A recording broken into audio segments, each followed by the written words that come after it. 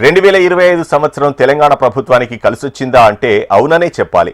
తొలి ఏడాది తడబడిన ఈ ఏడాది వచ్చిన విజయాలు సీఎం రేవంత్ కు రాజకీయంగా 5 ఏళ్ల శక్తినిచ్చాయి. పరిపాలన పట్టు పెంచుకుంటూ పాలిటిక్స్ తో ప్రత్యర్థులతో ఫుట్బాల్ ఆడుకుంటున్నారు రేవంత్. పార్టీ గ్రాఫ్ ను, సొంత ఇమేజ్ ను, గ్లోబల్ రేంజ్ ను పెంచుకున్న Revanth rising Telangana vision 2047 policy ముందుంచి దూసుకుపోతున్నారు. అయితే గడిచిన ఈ ఏడాది 2025 ప్రభుత్వ పనితీరు, రేవంత్ జర్నీపై హెచ్ఎంటీవీ స్పెషల్ రిపోర్ట్. 2025 సంవత్సరం మనం వాస్తవికంగా చూసినట్లయితే కాంగ్రెస్ ప్రభుత్వం ఏర్పడిన తర్వాత రెండవ సంవత్సరంగా చెప్పుకోవచ్చు. మొదటి సంవత్సరం కొంత తడబడినటువంటి సీఎం రేవంత్ రెడ్డి సర్కార్ రెండో సంవత్సరానికి వచ్చేసరికి ఖచ్చితంగా తన అభివృద్ధి దీక్షని ముందుకు తీసుకెళ్లే విధంగా ప్రయత్నం చేసింది. అయితే జనవరి నుంచి మొదలైనటువంటి దావోస్ పెట్టుబడుల నుంచి మొదలు పెట్టుకుంటే పెట్టుబడులకు సంబంధించి ప్రధానంగా ఐటీ సెక్టార్ సంబంధించిన కావచ్చు, ప్రభుత్వ సంక్షేమ పథకాలకు సంబంధించి మొత్తంగా 2025 సంవత్సరం సీఎం రేవంత్ రెడ్డి సర్కార్కి అయితే ప్రధాన దిక్సూచిగా నిలిచింది. తెలంగాణకు రెండో ముఖ్యమంత్రిగా పగ్గాలు చేపట్టిన రేవంత్ రెడ్డికి తన రెండో ఏడాది పాలన కలిసొచ్చింది. తొలి ఏడాదిలో రాజకీయంగా ఒడిదుడుకులు ఎదుర్కొన్న రేవంత్ కు 2025 బాగా ధైర్యం ఇచ్చింది. ఈ ఏడాదిలో వచ్చిన విజయాలు రేవంత్ కు 5 ఏళ్లకు సరిపడా రాజకీయ శక్తినిచ్చాయి. దీంతో సీఎంగా రేవంత్ నిలదొక్కుకోగలరా అనుకున్న వాళ్లకు ఇప్పుడు కాంగ్రెస్ లో రేవంత్ తప్ప వేరొకరు కనిపించని స్థాయికి చేరేలా రేవంత్ రెడ్డికి 2025 దిక్సూచిలా మారింది. గాడి తప్పిన ఆర్థిక వ్యవస్థను సరిదిద్దుకుంటూ సంక్షేమ అభివృద్ధి మంత్రంతో ముందుకు వెళ్లిన రేవంత్ రెడ్డి పరిపాలనలో సైతం తనదైన ముద్రను వేసుకున్నారు. ఆదాయాన్ని పెంచటం, పేదలకు పంచటమే లక్ష్యమన్న రేవంత్ కు ఈ ఏడాది ప్రారంభించిన సంక్షేమ పథకాలు సక్సెస్ను ఇచ్చాయి. రాష్ట్ర వ్యాప్తంగా పేదలకు 4.5 లక్షల ఇందిరమ్మ ఇళ్ల నిర్మాణానికి శ్రీకారం చుట్టింది ఈ ఏడాది. అంతేకాదు గడిచిన 5 ఏళ్లుగా పేదలు ఎదురుచూస్తున్న రేషన్ కార్డులు పేదలకు అందించింది రేవంత్ సర్కార్. దీంతో పాటు దేశంలో ఎక్కడా లేని విధంగా రేషన్ షాపుల్లో పేదలకు సన్నబియ్యం అందించింది సర్కార్. దీంతో పాటు ఎన్నికల్లో ఇచ్చిన హామీని నిలబెట్టుకుంటూ ప్రతి ఎకరాకు 12,000 రైతు భరోసా, సన్నవడ్లకు క్వింటాల్కు 500 బోనస్ అందించింది సర్కార్. గుంట పొలం లేని కూలీలకు ఇందిరమ్మ అభయహస్తం అందించింది. వీటితో పాటు 1 కోటి మంది మహిళలకు చీరలు అందించింది. ఈ ఏడాది రేవంత్ సర్కార్ అమలు చేసిన సంక్షేమ మంత్రం ప్రజల్లో సర్కార్ గ్రాఫ్ ని పెంచింది. ఈ ఏడాదిలో జరిగిన ఉప ఎన్నికల నుంచి గ్రామ పంచాయతీ ఎన్నికల వరకు అన్నింటా విజయం వరించడం రేవంత్ కు పొలిటికల్ గా బూస్ట్ నిచ్చింది. ఈ ఏడాది మొదట్లో జరిగిన కంటోన్మెంట్ ఉప ఎన్నికల్లో కాంగ్రెస్ గెలుపుతో 2025కు గ్రాండ్ వెల్కమ్ చెప్పిన రేవంత్ జూబ్లీహిల్స్ బైపోల్ గెలుపుతో ప్రతిపక్షానికి షాక్ ఇచ్చారు. ఇటీవల పంచాయతీ ఎన్నికల్లో రాష్ట్ర వ్యాప్తంగా 66% సర్పంచ్లను గెలిపించుకుని పొలిటికల్ మ్యాజిక్ చేశారు. దీంతో 10 ఏళ్ల బీఆర్ఎస్ పాలనతో క్షేత్రస్థాయిలో దెబ్బతిన్న పార్టీకి, క్యాడర్కు, సర్పంచ్లతో రాజకీయంగా బలమైన పునాది వేశారు రేవంత్ రెడ్డి.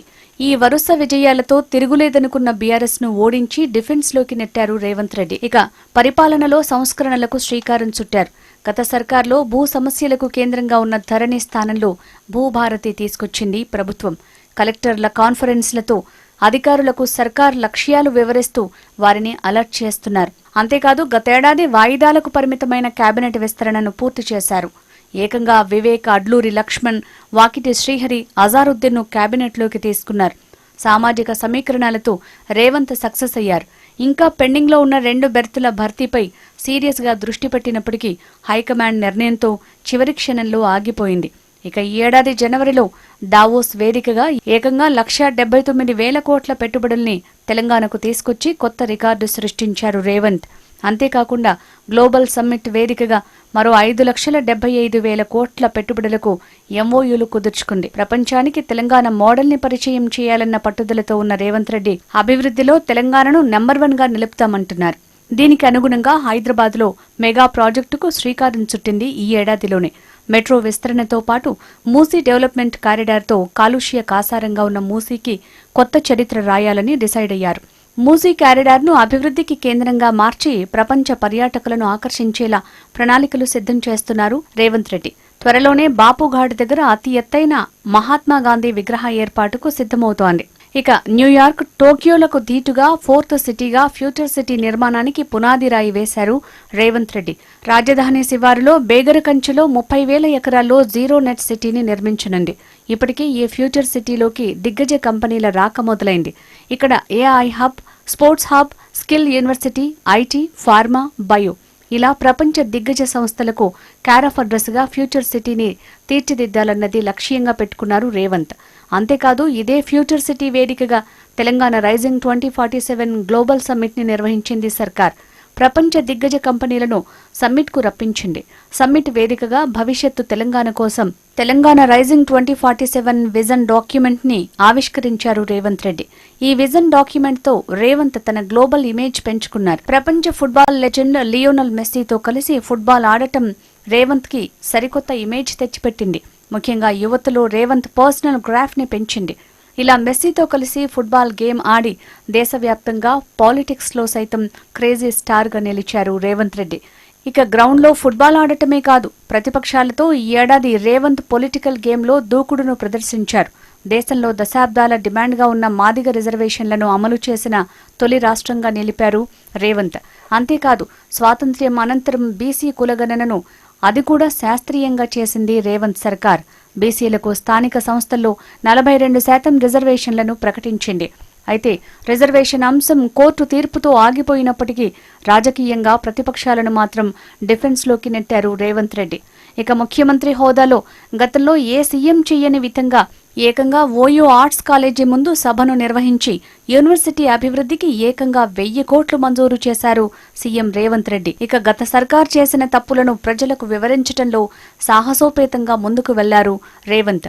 ముఖ్యంగా కాళేశ్వరం ప్రాజెక్టు కుంగుబాటు, ప్రాజెక్టు నిర్మాణంలో జరిగిన అవినీతి అక్రమాలపై కాళేశ్వరం కమిషన్ ఏర్పాటు చేయటం, ఆ కమిషన్ సుదీర్ఘ విచారణ తర్వాత ప్రభుత్వానికి నివేదిక ఇచ్చింది ఈ ఏడాది. కాళేశ్వరంపై విజిలెన్స్, ఎన్డీఏఎస్ రిపోర్టులు సైతం ఇచ్చింది ఈ సంవత్సరంలోనే. ఈ నివేదికలు తీసుకున్న తర్వాత కాళేశ్వరం ప్రాజెక్టు విచారణ సీబీఐకి అప్పగించి పొలిటికల్ గా ట్విస్ట్ ఇచ్చారు సీఎం రేవంత్. దీంతో పాటు ఈ కార్ కేసుని సైతం సీబీఐకి అప్పగించింది సర్కార్.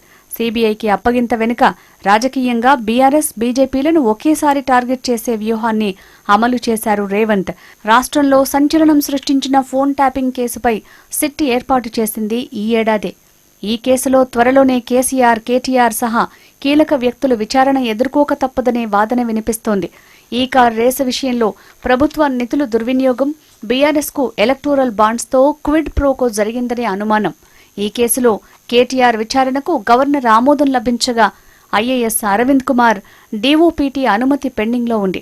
అనుమతి రాగానే ఈ కేసులో సైతం కీలక అరెస్టులు జరిగే ఛాన్స్ ఉందని పొలిటికల్ టాక్. మొత్తానికి 2025లో జరిగిన ఎన్నికల్లో విజయాలు, అమలు చేసిన సంక్షేమ పథకాలు, నిర్వహించిన గ్లోబల్ ఈవెంట్లు, భారీ విదేశీ పెట్టుబడులు ఇవన్నీ రేవంత్ నాయకత్వానికి బలమైన బూస్ట్ ఇచ్చాయి. దీంతో 5 ఏళ్లు సీఎం కుర్చీలో ఉంటారో లేదో అన్న అనుమానాలను పటాపంచలు చేసి తన లీడర్షిప్ ని అందనంత ఎత్తులకు తీసుకువెళ్లారు రేవంత్ రెడ్డి. ఇక ఇప్పుడు తెలంగాణ పాలిటిక్స్ లో రేవంత్ స్ట్రాంగ్ లీడర్ గా నిలిచారు. భవిష్యత్ లక్ష్యాలతో దూసుకుపోతున్న రేవంత్ సర్కార్ను నూతన సంవత్సరంలో కూడా దావోస్ పర్యటనతో ముందుకు సాగనుంది. సీఎం రేవంత్ రెడ్డి సర్కార్ ఎన్నికలలో ఇచ్చినటువంటి హామీలు కావచ్చు, తెలంగాణ రాష్ట్ర వ్యాప్తంగా వస్తున్నటువంటి డిమాండ్లు కావచ్చు, వీటి అన్నిటి సాధన లక్ష్యంగా ముందుకు వెళ్తున్నటువంటి తీరైతే 2025లో కనిపిస్తుంది. సో 2026లో కూడా అయితే తెలంగాణకు పెట్టుబడి లక్ష్యంగా మరొకసారి సీఎం రేవంత్ రెడ్డి దావోస్ పర్యటనకు వెళ్తున్నారు. సో 2025లో దావోస్ పర్యటన నుంచి మొదలుపెట్టినటువంటి సీఎం రేవంత్ రెడ్డి 2025 డిసెంబర్లో గ్లోబల్ సమ్మిట్తో మొత్తం తెలంగాణకు సంబంధించినటువంటి పెట్టుబడులకు సంబంధించి ఎంఓయూలు చేసుకున్నారు. సో 2026లో కూడా అదే వేగంతో ముందుకు వెళ్లే విధంగా దావోస్ పర్యటన కూడా ఆయన ఫైనల్ చేసుకున్నారు. సో ఇది ఓవరాల్గా 2025 సంబంధించి తెలంగాణ ప్రభుత్వం అత్యంత ప్రతిష్టాత్మకంగా చేపట్టినటువంటి ప్రభుత్వ పథకాలు, ప్రభుత్వ పాలనా తీరుకు, ప్రజా పాలనా తీరుకు నిరుటంగా నిలుస్తుంది. కెమెరామెన్ రామకృష్ణతో అశోక్, HM టీవీ, సచివాలయం దగ్గర నుంచి.